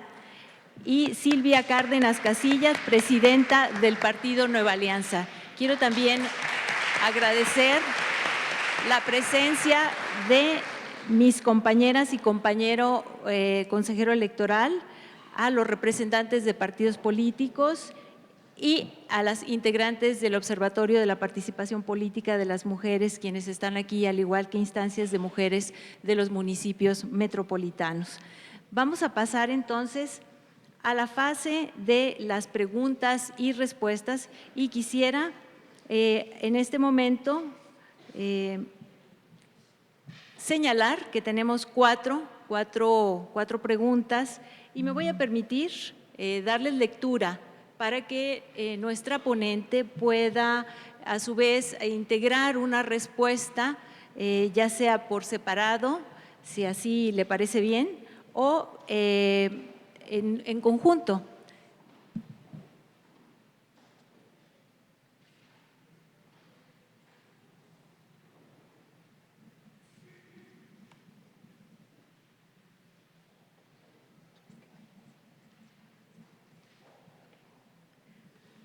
La primera pregunta que se formula es la siguiente: ¿las mujeres nos boicoteamos?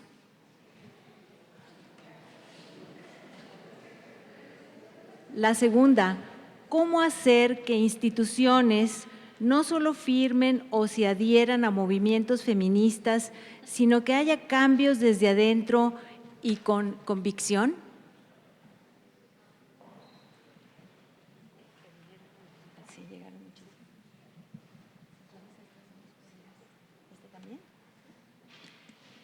¿Qué posibilidades tendría Margarita Zavala de ser candidata si se ve que en los partidos hay techos de cristal?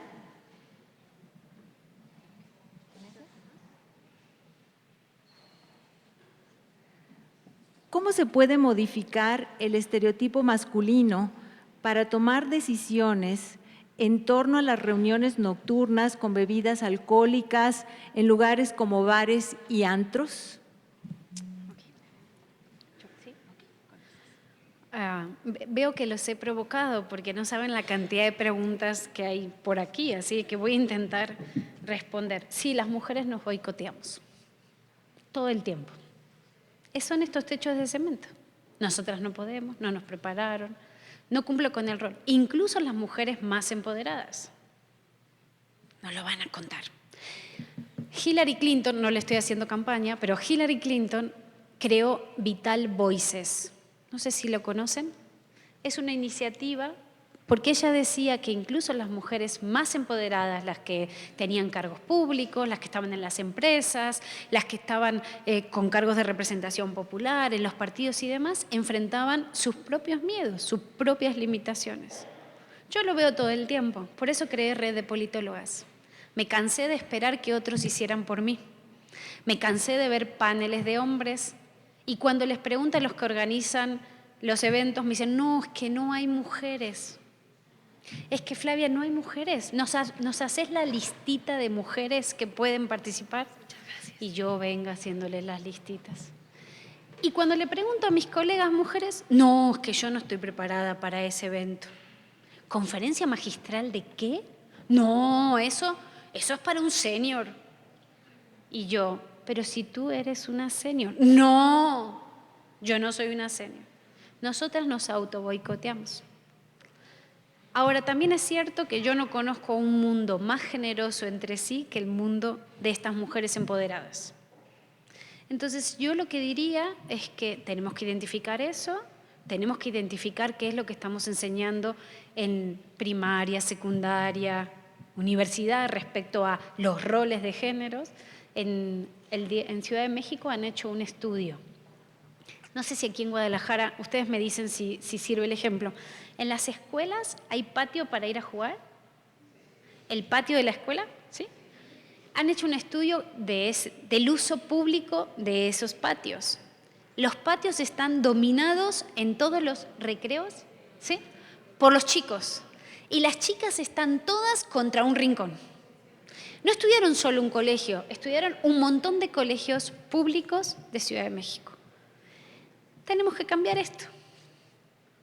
Porque eso genera habilidades y movilización y visiones distintas respecto a lo que yo puedo hacer y lo que no puedo hacer.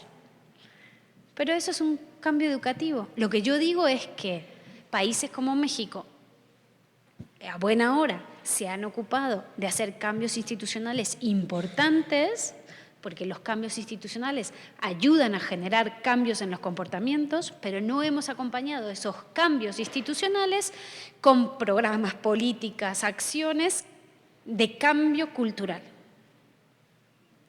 Yo estoy mucho más optimista de lo que estaba hace 10 años sobre este tema. Hace 10 años ni siquiera era feminista, así que imagínense. Yo era de las mujeres que creía que eso del feminismo era... porque yo hacía ciencia política. Y la ciencia política mainstream no hacen estas cosas. Y era tan ignorante y iba por la vida haciendo eso. Y se los digo porque creo que es importante ser honesto. Los miedos los tenemos todos. No se pueden imaginar mi cara cuando llegué a este hermoso recinto. Yo tengo que ir a hablar ahí, madre mía, y yo me vuelvo a mi pueblo, que estoy tan bien allá. que tengo que ir a enfrentarme a todo esto. Claro, y ahí respiro y digo, vamos, venga, tú puedes. Eso es el mensaje que yo le quiero dejar a ustedes. Ustedes pueden. Claro, que nos vamos a enfrentar a un montón de cosas, ¿no? Pero estamos entre todas, ¿no? Generando entre todas y todos.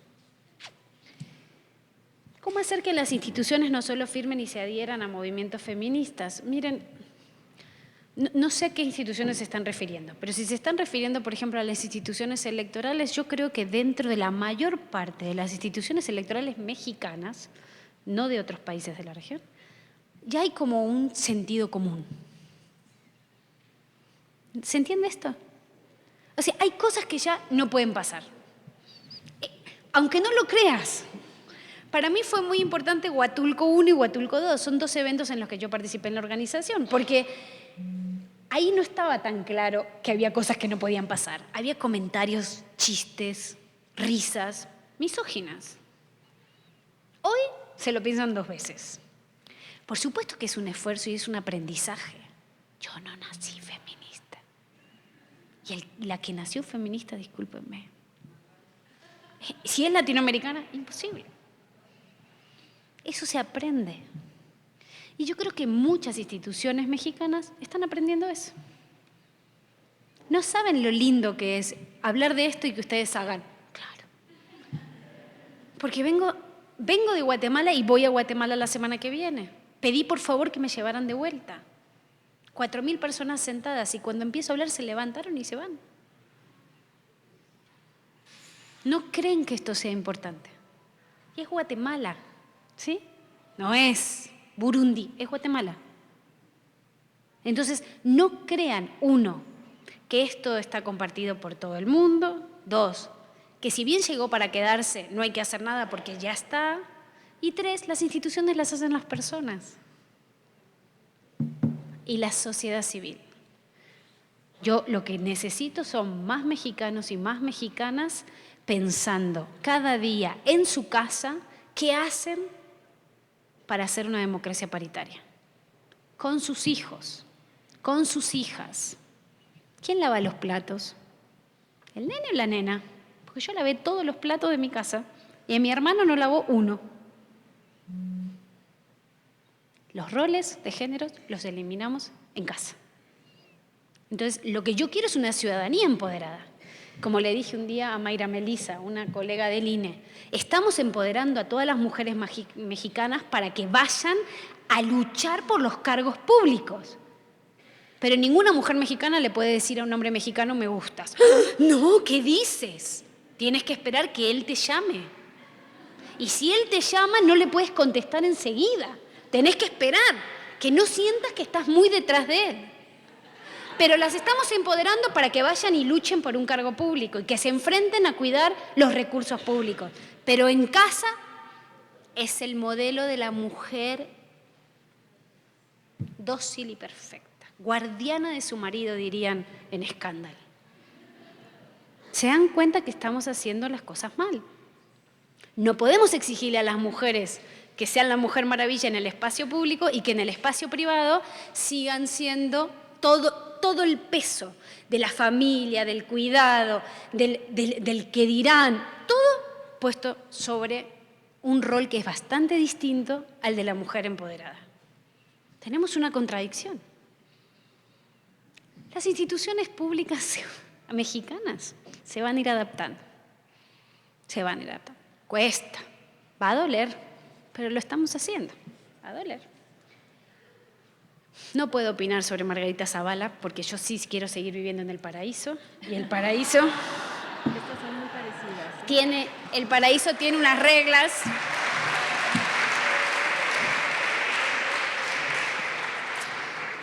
Muchas de mis colegas magistradas y consejeras, no ahora, y no digo que ahora no exista, me comentaban hace unos años esta historia de que las decisiones públicas no se toman muchas veces en los recintos que están destinados para tomarse esas decisiones, ¿no? Esta cuestión de las reuniones por fuera, en horarios que no son horarios compatibles. Miren, les voy a contar varias cosas. En Argentina las sesiones del Congreso argentino eran a las 3 de la mañana. Durante toda la vida.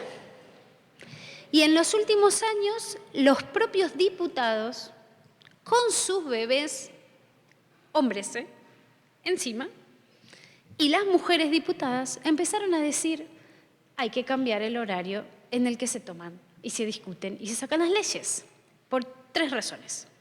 Primero, porque es imposible conciliar la vida familiar con la vida política. Si se dan cuenta, este no es un valor que esté instalado en la sociedad mexicana, que es la que más trabaja del mundo mundial. No sé qué hacemos tanto, porque yo, con 54 millones de pobres, no puedo entender que trabajemos como trabajemos y no consigamos reducir la pobreza, pero somos los que por semana más horas trabajamos, según los índices internacionales, o trabajamos bastante mal, o somos bastante ineficientes, o nos encanta estar en el espacio de trabajo y no queremos regresar a casa. Alguna cosa estamos haciendo mal, porque no podemos trabajar tanto. En las sociedades europeas uno no trabaja tantas horas por semana y son en algunas cosas un poquito más eficientes. La idea de conciliar la vida laboral con la vida familiar es un valor, es un principio que deberíamos incorporar. Por ejemplo, OPLE. ¿Cuándo son los consejos? No lo sé. Las reuniones del consejo. No pueden ser después de las 5 de la tarde, por ejemplo. Se tienen que poner por las mañanas. Instituciones públicas. No pueden ser las reuniones... No puede ser. El IEDF lo hizo. El IEDF, en época no electoral, sale a las 4 de la tarde. La mitad de los empleados me aman, la otra mitad dice, ¡ay, nos complicaste la vida! Porque están acostumbrados a trabajar horas y horas y horas y horas. A ver, usted trabaja de 8 a 4, tiene que hacer que todo lo que tiene que hacer quede de 8 a 4, no a las 10 de la noche. Entonces, lo que hay que incorporar como sociedad es un valor. Y es el valor de conciliar la vida laboral con la vida familiar. Y eso la vida política. Las instituciones se van a adaptar a estos cambios, pero para eso la sociedad tiene que exigirlo. Muchas de mis colegas dijeron, yo no voy más a reuniones que sean en bares, a la noche, los sábados, con whisky y esas cosas. No lo hago. Las reuniones son en espacios públicos. La segunda razón del Congreso argentino, esto se llama instituciones sensibles al género. Hay un montón de literatura sobre esto, de cómo hacer que las instituciones sean sensibles al género.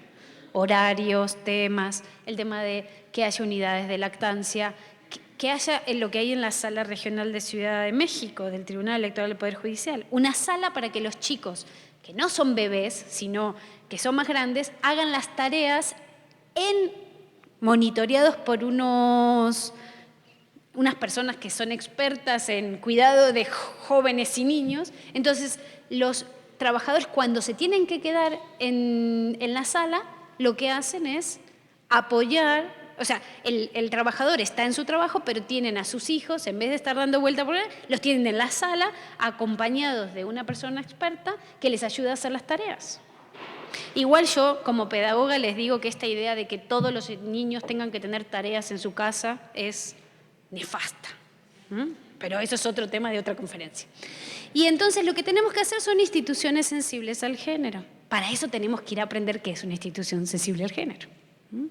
Entonces yo diría no más reuniones fuera del horario público. Y la tercera idea es la de la transparencia. Lo que no se puede decidir en horario de luz, no se puede decidir.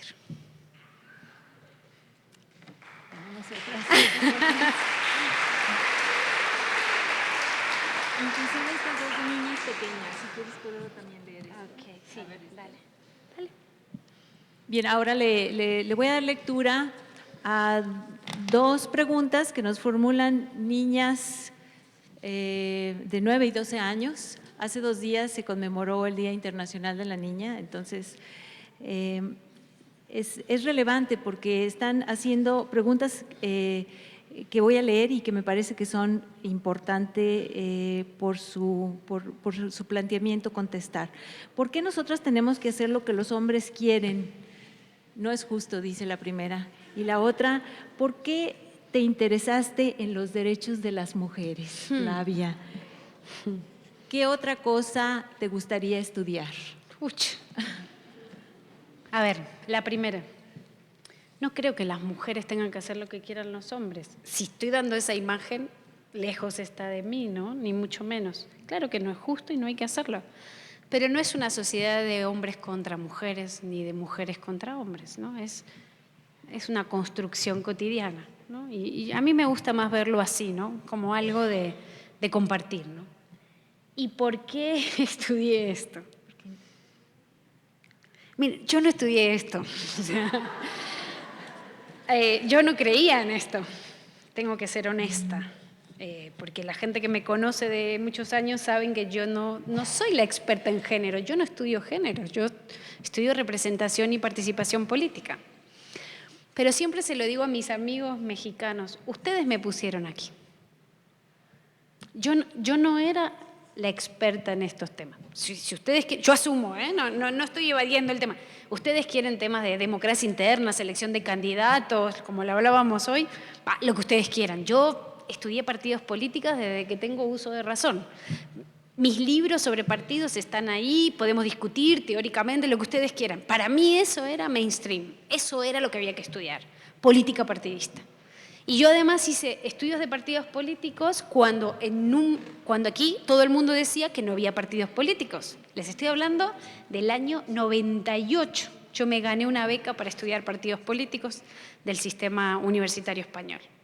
Y me dediqué 4 años a estudiar partidos políticos. Y escribimos una obra que fue publicada en Europa y aquí, se llama Partidos Políticos de América Latina.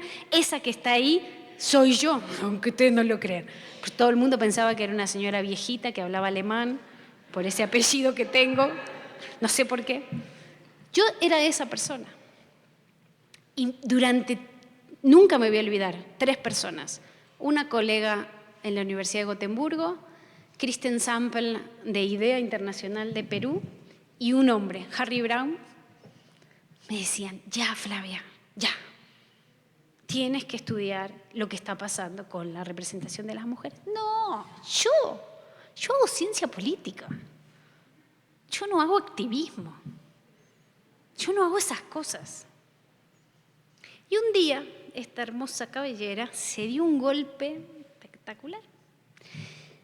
Y empezaron a cuestionar mi capacidad por mi edad, porque no estaba preparada, porque tenía que seguir formándome, cuando quise acceder a un cargo de dirección. Yo no sé si era porque era mujer.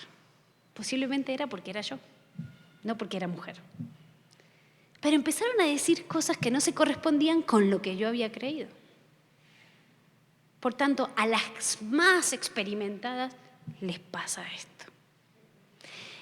Y si ustedes ponían mi currículum y el del señor que querían que fuera candidato, les juro que le rompíamos el alma al señor con este currículum. Pero no, yo no estaba capacitada. Y eso me hizo ver, les puedo asegurar que yo ahí no me convertí en feminista, ni mucho menos. A mí me tuvieron que dar clases, sentarme y decirme, a ver, nena, ven, muy bien. No, porque yo no creo en eso del feminismo, porque eso es la lucha de los hombres contra las mujeres y tal. Bueno, hijita, muy bien, ve. Y hasta que un día mi maestra me dijo, Flavia, ¿vos crees en la igualdad entre los hombres y las mujeres? Y yo dije, claro, ¿no? Mi papá me crió para ser igual, mi mamá me crió para ser igual que en un pueblo perdido de Argentina, imagínense. Y ellos a mí me dijeron que yo podía hacer lo que yo me propusiera. Y siempre creí que lo había hecho así. Y mi maestra me dice, ¿pero vos en serio crees en la igualdad? Sí, claro, ¿cómo no voy a creer? Somos iguales. Pero no solo en la igualdad en la ley. Flavia, ¿tú crees en la igualdad entre hombres y mujeres? Pero obvio. Muy bien, hija. Eres feminista.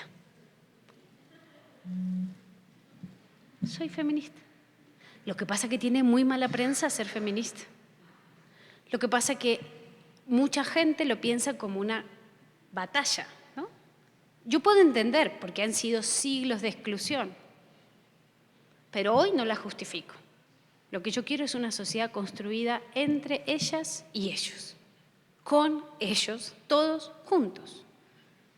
Necesitamos más hombres comprometidos con una agenda de género.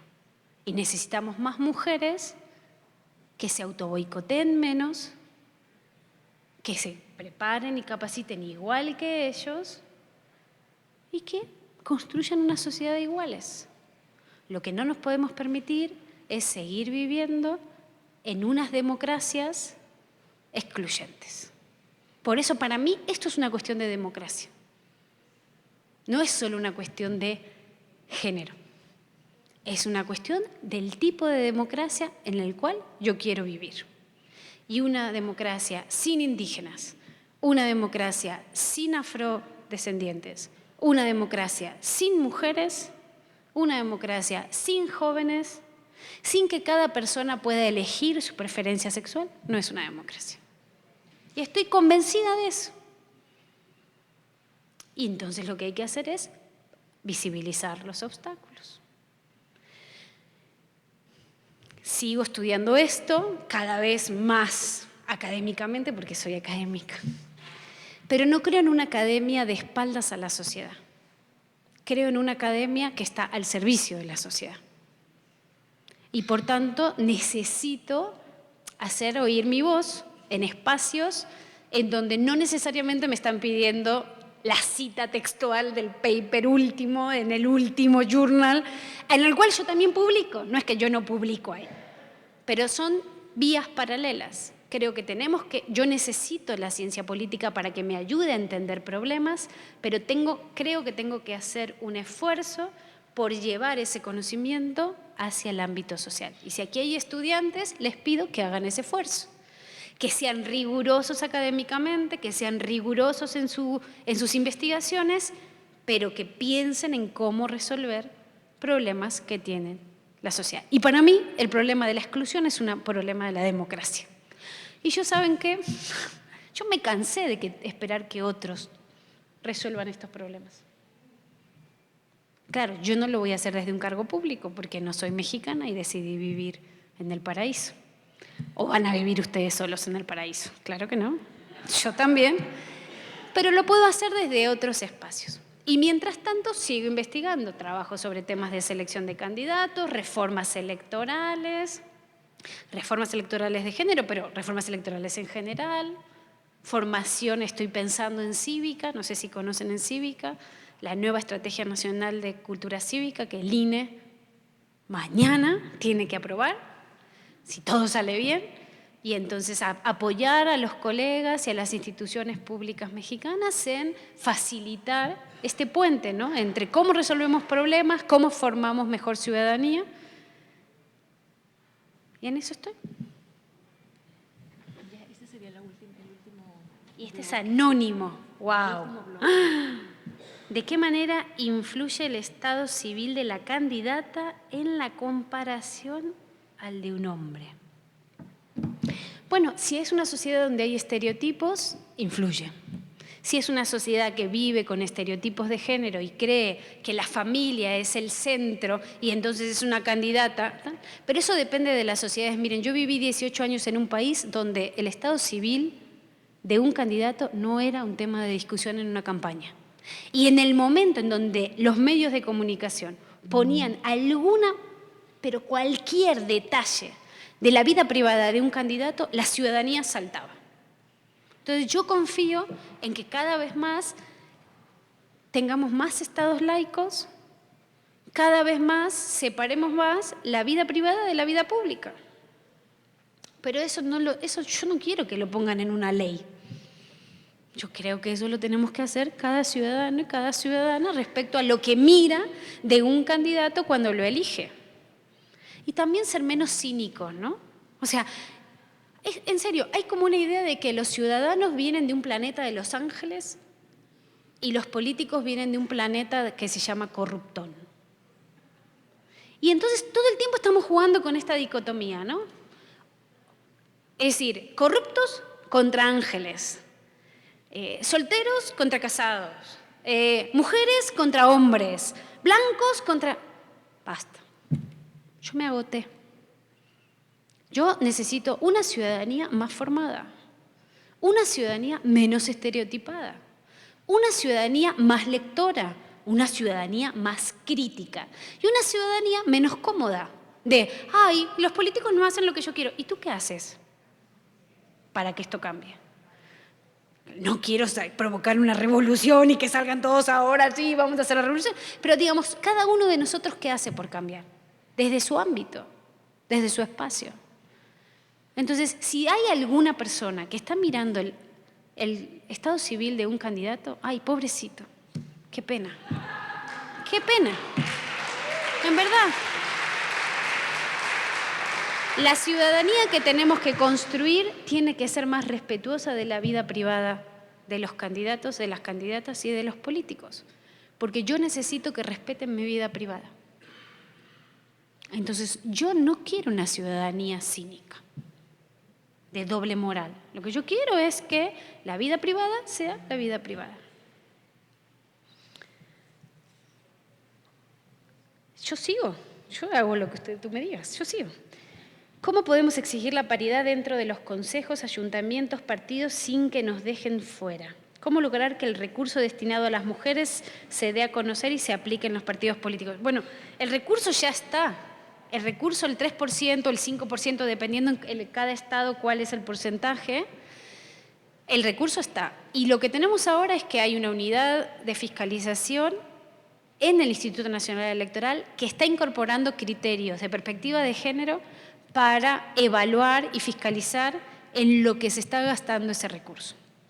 Que es cierto que las cúpulas se quedan con el dinero, pero es el 3%. Tienen el 97% para gastar en lo que quieran. Solo tienen el 3%. Igual las cúpulas no dan los dineros.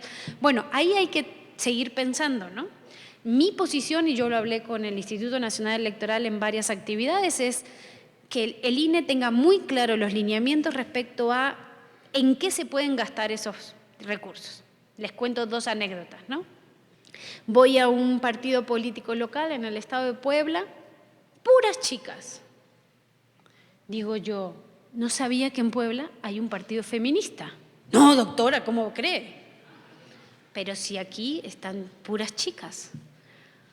No, doctora, es que este era un evento de género.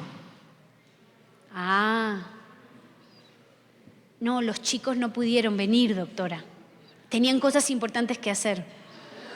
Ah, pero esta actividad, doctora, la estamos financiando con el porcentaje público etiquetado con perspectiva de género. Por eso es para chicas. Yo volví a Ciudad de México así. Oye, ¿cómo puede ser que el dinero solo sea para mujeres? Si ustedes leen el artículo, se lee mal el artículo. El artículo de la norma que dice lleva a una laguna en donde no está claro que ahí tiene que haber chicos. Entonces yo creo que hay que ser más claros. Es decir, no puede ser que la capacitación sea solo para chicas. Es para chicas y para chicos en temas de género. Ahora, como me dijo una colega con muy buen tino, oye Flavia, que ellos tienen el 97% para financiarse todas las actividades. Deja que este 3% por lo menos sean para las chicas. Yo dije, es más, no, me lo dijo un dirigente de Encuentro Social. Él, que tenía que organizar eso. Entonces, pero yo creo que tenemos que primero intentar aumentar el porcentaje y que el Instituto Nacional sea, y con lineamientos claros a los partidos políticos respecto en qué se pueden gastar ese recurso, ¿no? Hay un partido político mexicano que en los PATS del 2015 se gastó el 3% completo en una investigación sobre la participación política de las mujeres. Todo el dinero en una investigación que si ustedes ponen en internet participación política de las mujeres mexicanas, apretan un botón y baja. Entonces, eso es lo que no podemos permitir. ¿Qué hacer con la paridad dentro de los consejos, ayuntamientos? Miren, la paridad en México llegó para quedarse. Todos los estados van a tener que armonizar en todos los niveles institucionales con la norma federal y con las sentencias de las salas regionales y de la sala superior. Lo siento mucho, no se lo digan a los partidos, pero esto es así. Y si no lo entienden por el uso de la razón, lo van a entender por el uso de las sentencias. ¿Está claro? Si no saben leer el artículo 41 constitucional, se lo explicamos otra vez. No hay ningún problema, hasta que lo entiendan. Y en todos los países de América Latina esto fue un aprendizaje, ¿saben? Yo confío en que los partidos para las próximas elecciones, partidos locales, partidos federales, ya se van a tranquilizar. Es decir, qué agobio estar todo el tiempo mirando cómo hacen cosas para no cumplir la norma. Ya no saben qué inventar. Yo confío que toda esa energía y esa capacidad para inventarse cosas, para no cumplir con la paridad, la dediquen a formar, a capacitar hombres que entiendan qué es la paridad y mujeres competitivas. ¿Y saben qué? Las mujeres le ganan elecciones incluso en distritos perdedores. Esa fue la experiencia del 2015. Hicieron lo posible, pusieron a mujeres que no eran liderazgos sociales de las comunidades en municipios que no las conocía nadie y así todo ganaron. Ay, ya está bien, discúlpenme el coloquialismo en esta santa casa, no manchen. O sea, ya. Inviertan en tener mujeres más competitivas. Y ustedes, chicas, salgan a ganar elecciones. Eso es lo que yo diría.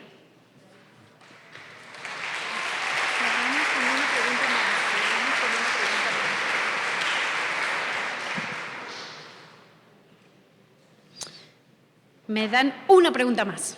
Quedan bastantes.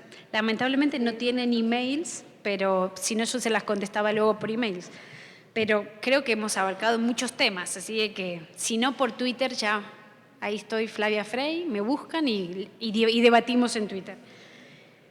¿Cuáles son las propuestas para que las mujeres quieran y puedan hacer política? Miren, no hagamos estas preguntas más. Las mujeres quieren hacer política. Y las mujeres pueden hacer política. Vayan y dejen que hagan política. No es cierto que no pueden y no quieran. Ahora, también es cierto que no a todas las mujeres les interesa la política, como a no todos los hombres les interesa la política. Lo que ha pasado en México es que se ha abierto el mercado, o sea, se ha abierto la oferta. Tienen más oportunidades porque antes estaban cerradas esas oportunidades. Si yo fuera política mexicana o si yo fuera mujer mexicana y me interesa la política, lo que haría es formarme, capacitarme. Pero ¿saben qué? Lo que no haría es hacerme la víctima. Ay, yo no puedo, no sé, no me dejan. Hagan política. ¿Usted quiere hacer política? Haga política. Negocie, cuestione, fórmese, arme buenos equipos, gestione, haga litigio estratégico, haga política. Ay, pero es que eso es de hombres. Haga política. Eso es lo que diría. La democracia la construimos entre todos. ¿La vamos a cambiar? Claro. Las mujeres le vamos a poner nuevas maneras de hacer política, pero eso no es en contra de lo que se venía haciendo, es imposible. Tenemos las mismas mañas, somos de la misma sociedad. Que hay cosas que no me gustan, las cambiamos. Pero esto de, ay, doctora, es que a mí me miraron mal durante la campaña. Haga política. Mire mal usted. O sea, ¿qué quiere que le diga? ¿No? Más escándalo y menos telenovela mexicana. Eso es lo que diría yo.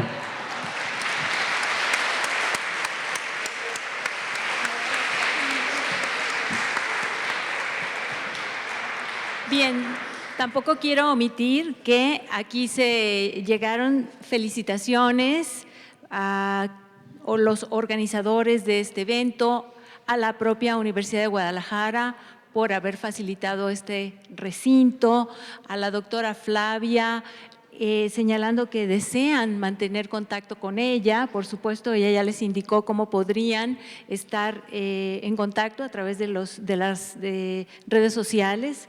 Y bueno, pues no me queda más que agradecer de nueva cuenta el esfuerzo, la disposición, la apertura de brindarnos su experiencia y sus conocimientos a la doctora Flavia Freydenberg. Y por último, en este momento se le va a hacer entrega de un reconocimiento a cargo del maestro Guillermo Amado Alcaraz Cross, consejero presidente del Instituto Electoral y de Participación Ciudadana, para concluir este evento.